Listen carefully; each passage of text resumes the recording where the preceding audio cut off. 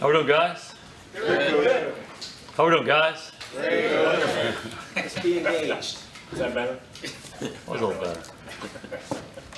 Well, you certainly made offensive strides in this game over what you did in the opener, but what areas on the offensive side of the ball do you still feel you need to make the biggest improvement? Oh, in every area. We have to get better at everything, really throughout our whole team. And that's really the nature of where we are in the season. We have to run the ball better. We have to protect better. We got to throw it better.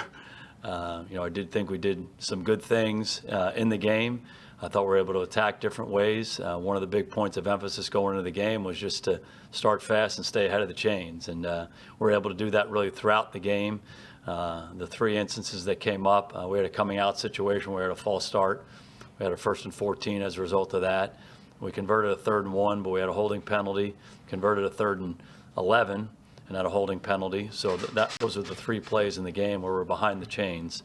But there were a lot of encouraging stuff in this game. We just played with better rhythm, attacked different ways, the way we want to play offensive football.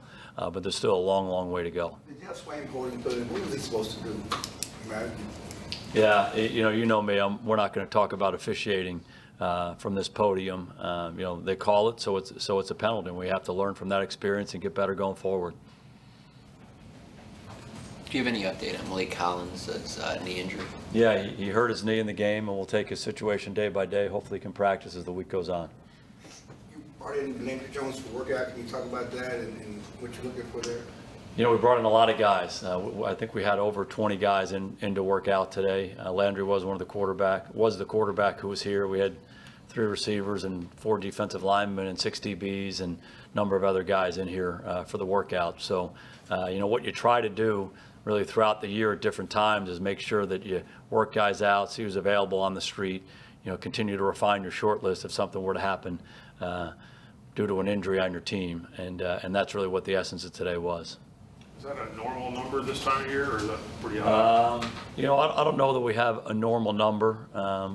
If you have an injury, sometimes you'll bring a lot of players in at a particular position. But again, this is a little bit of a preemptive strike. We're trying to make sure we're on top of everybody who's out there as we come out of camp. Most of the guys who were here for the workout today were in training camps. So they were in good shape, and it was a good workout. Is there a different plan for Bryce? He wasn't here for the workout, and I know there's some interest there. Yeah, we have talked to Bryce, and we'll see what his availability is as we go forward, if we want to make that decision and bring him back to our team. What would be the need for a 7th receiver? Just to be deeper there. He's available. He's someone we like. He's done some good things for us. And again, we'll make that decision here in the next day or so. You mentioned it would be to add to the current nucleus and not subtract a receiver, is how you're initially looking at it with Butler? Probably just add to it. But again, we haven't made any final decisions on anything. And once we do, you guys will be the first to know about it. Is part of the interest in him looking at him and Dak have developed a rapport in his time here as far as getting the ball down the field a little bit and making the most of his limited opportunities? Yeah, again, we like Bryce. Bryce has been with our team. He's done some good things for us. And if we decide to bring him on, obviously we're trying to bring him on to help our football team. And as receivers, typically those guys help in the passing game. And he's done good things for us. We wanted to keep him last year when he signed in Arizona. He decided to make that decision, but now he's available. And you're always trying to look for ways to improve your team. As evidenced by the workout we had today. A lot of different positions. We're always trying to upgrade as we go and see who's available to help us as the season goes on. In a search like that, whether it's specific to Butler or otherwise, how much do you have Dak Prescott throw his 2 cents into that thinking? Oh, I think typically the evaluations we make are based on what our personnel people think and what our coaches think. And, if we have a player that we've had in the past, we trust Dak. We really like Dak, but he'd be the first to tell you that we should make all personnel decisions on the team. You mentioned the run game earlier, and Zeke did get loose a couple of times, but it seemed like on balance it was, a little bit tough for him to find room. Did you see it that way, or do you see it more as Dak also got loose and, the rushing total as a team was pretty high? Yeah, again, we didn't have that many plays on offense.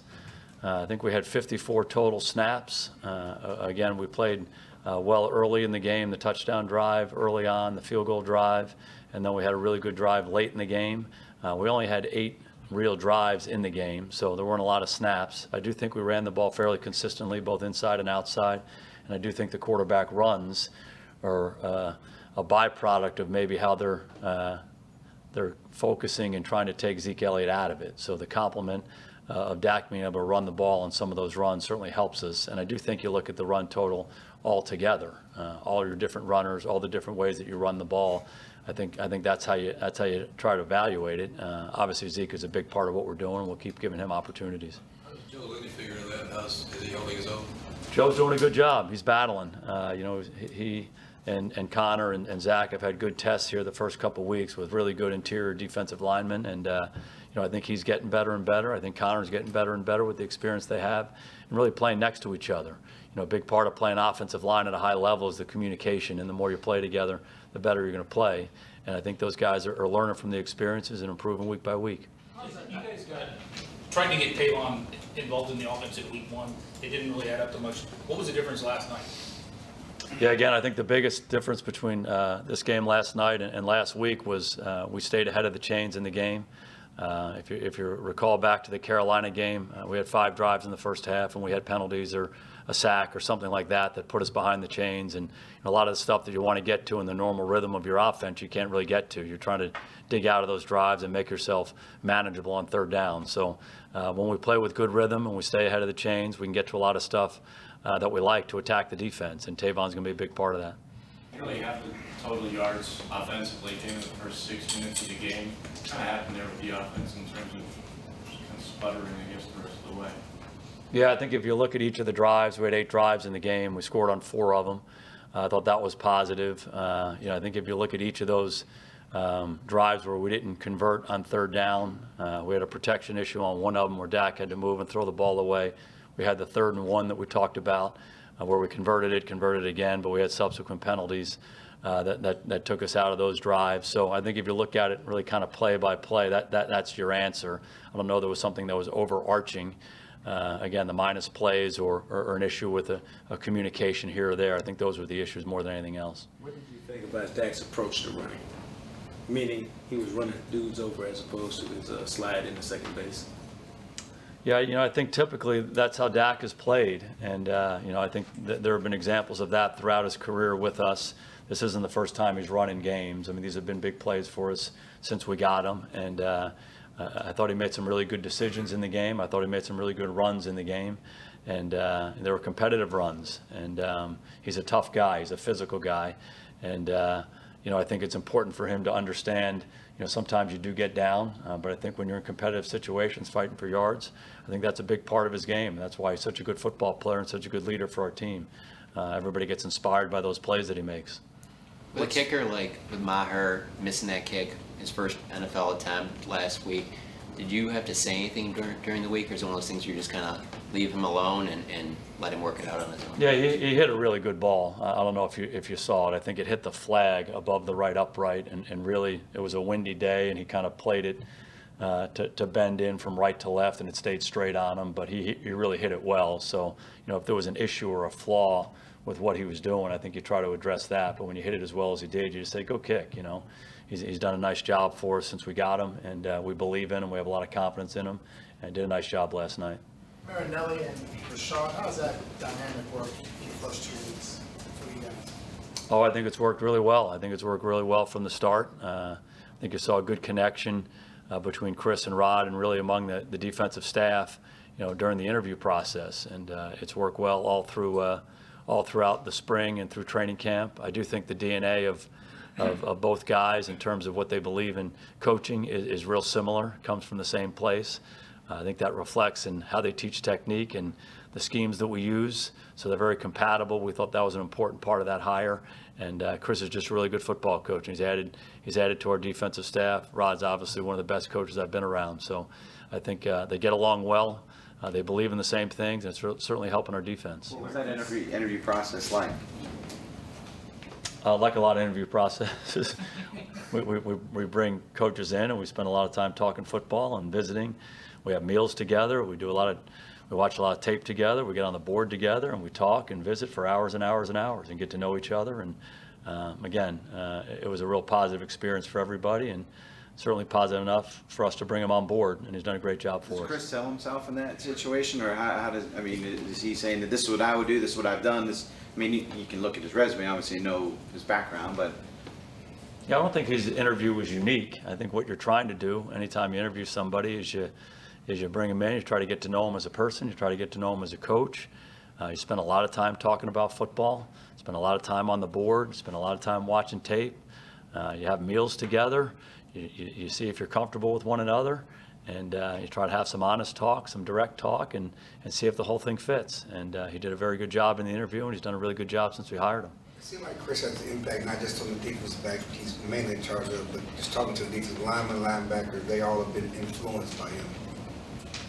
Yeah, he's a really good football coach. And, I think something that we believe in as a coaching staff is you do coach your guys, and it's important to coach your specific guys. And Chris, as the passing game coordinator, he works a lot with not only the secondary, but with the linebackers, the back seven. But Rod does such a great job empowering the coaches on the defensive side of the ball, and gives them responsibilities where they have a voice in front of the whole defensive unit. And so hopefully all of our coaches can have a positive impact on the entire defense. And I think it goes back to Rod's leadership and how he does everything he can to give those guys that voice and give them the credibility. And Chris certainly has done a great job with it. How important is it, like you say, they share the same DNA, and all schemes, offensive, defensive, evolve, but as far as getting on the same page quickly, coming from the same DNA, as far as giving tweaks to a scheme going forward, is it easier to get those nuances across because you're coming from the same basic language and giving opponents something different to look at? Or? Yeah, and I think it's probably a little bit less about language and a little bit more about philosophy and what you believe in on the defensive side of the ball, and how you want to coach and what you want to instill in your team. And then the language stuff is the stuff that you have to work through on a daily basis to make sure that we're understanding what we're communicating, whether it's a call or whether it's a technique or a nuance to a technique, within that scheme, and getting everybody on the same page. And that's a work in progress. That's a work in progress with every staff. If the staff's been together for a long, long time, you got to make sure that it comes across as if there's one voice on the defense. We're all saying the same thing to each other when we're in the room together, and then when we break up into our individual meetings, we're all teaching the same thing, preaching the same thing. It's the same thing on the offensive side of the ball. Oftentimes you'll meet together and then you break down into small meetings. And again, coaches have to spend a lot of time before those meetings to make sure we're all saying the same thing. There's a lot of different ways to do things in football. So to make sure we're doing things that we do together and we're all on the same page.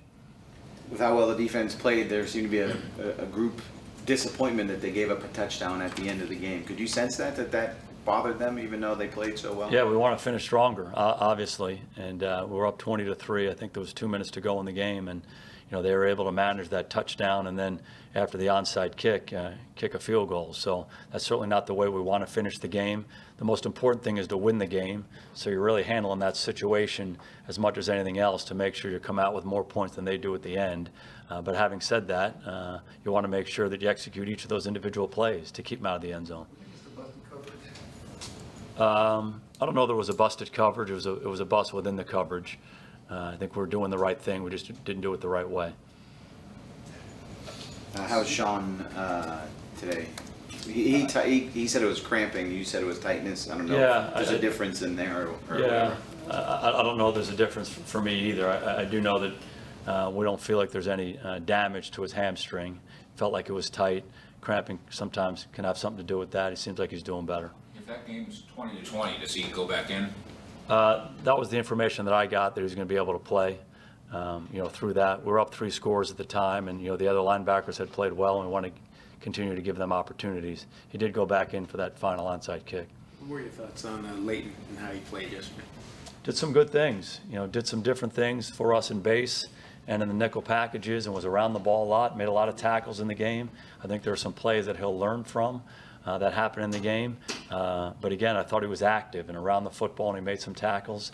A big part of this game for us was going to be to tackle their guys after the catch, tackle their running back. They were going to check the ball down to the running back. He's a really good football player. Let's get a lot of hats to the ball and tackle him. Obviously 13 and 87 and 88, all those guys are really dynamic with the ball in their hands. So we had to tackle well, and I think he was a part of that. I think he had one missed tackle, but he had 5 or 6 tackles in the game and made a number of plays.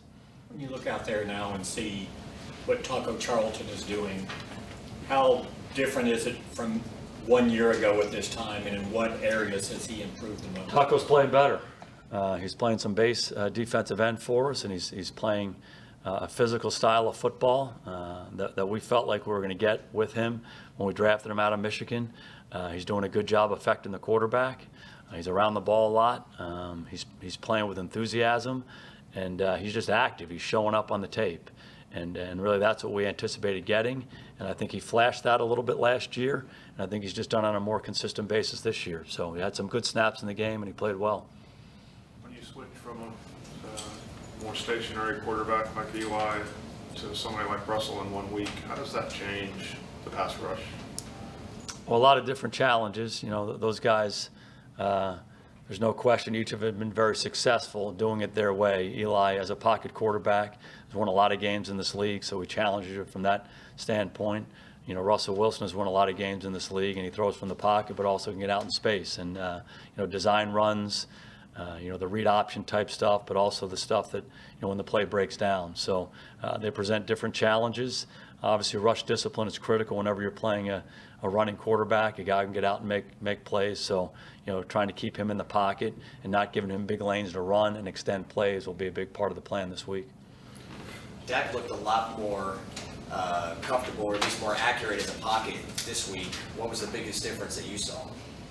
Again, I keep going back to this, but I just think we did a better job offensively staying ahead of the chains. You know, we're in so many bad down and distance situations last week and couldn't get into the normal flow of our offense. So, you know, when you're ahead of the chains and you're able to, you know, run the ball and play action and do some of the different things we're doing offensively, you're just going to play with better rhythm. And I think that was a reflection of that.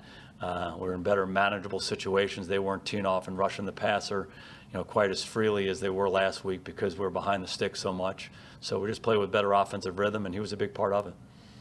We look at your D-line, Dayton's injured, Malik has his knee, and then Randy has a concussion. Is there a concern about how you're going to be able to work that rotation that you want to work? Yeah, I think the biggest thing is just to see how those guys are as the week goes on. You know, each of those guys, Dayton and Malik and Randy, will take their situations day by day, and you know, if none of them are able to play, that becomes an issue. But we're hopeful they'll be able to work into some things as the week goes on, and hopefully we'll have them ready for the ball game. What's good to go this week?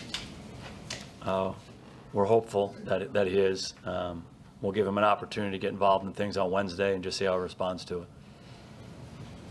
Thank you. All right, guys. Thanks, Dave. Good to see you. Good to see you.